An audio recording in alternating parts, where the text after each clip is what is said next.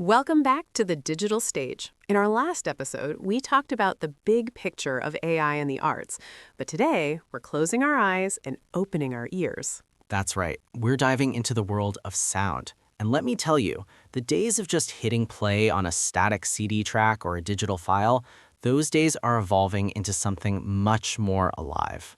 It's moving from background music to responsive environments.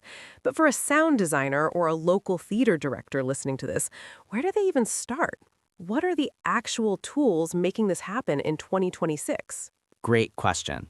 Let's start with the atmosphere. If you need a cinematic underscore that isn't just a stock loop, you have to look at AVA.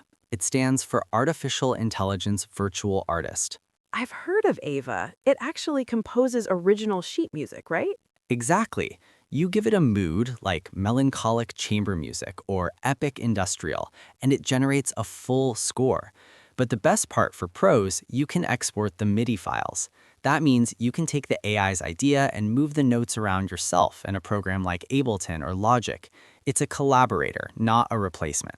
Okay, so that's the score, but what about the texture? You know, that eerie wind in a haunted house or the hum of a futuristic city? For that, 11 Labs has a specialized SFX engine now. You literally type the sound of a glass shattering in a vacuum, and it creates that specific sound from scratch. No more digging through 20-year-old sound libraries for hours. That's a massive time saver. But let's talk about the live part of live theater. Can the music actually react to what's happening on stage? That is the frontier. There's a tool called Moobert. It creates generative music in real time. Imagine a scene where a character is getting more and more anxious. You can actually link the intensity of a Moobert stream to a slider on a soundboard. As the actor gets more frantic, the music adds more percussion or higher frequencies. It breathes with the performer. That sounds incredible. But what about the technical quality? We've all heard robotic AI audio. Not anymore. If you're working with older recordings or tricky live mics, tools like Isotope, Neutron, and Ozone use AI to clean the audio instantly. They can identify a hum in the building's AC and surgically remove it without touching the actor's voice. It's like having a world-class sound engineer inside your laptop. So we have Ava for the composition, 11 Labs for the effects, Moobert for the live reaction, and Isotope for the polish.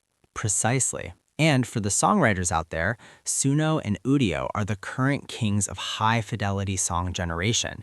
You can use them to create a demo of a musical number in seconds just to see if the lyrics work before you ever hire a band. It's about rapid prototyping. It allows us to fail faster and reach the good stuff sooner. Exactly.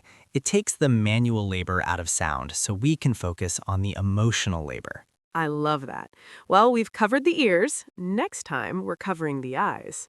Oh, I can't wait. We're going deep into AI-generated scenery and virtual sets. Until then, keep the volume up and the ideas flowing. See you next time on the digital stage.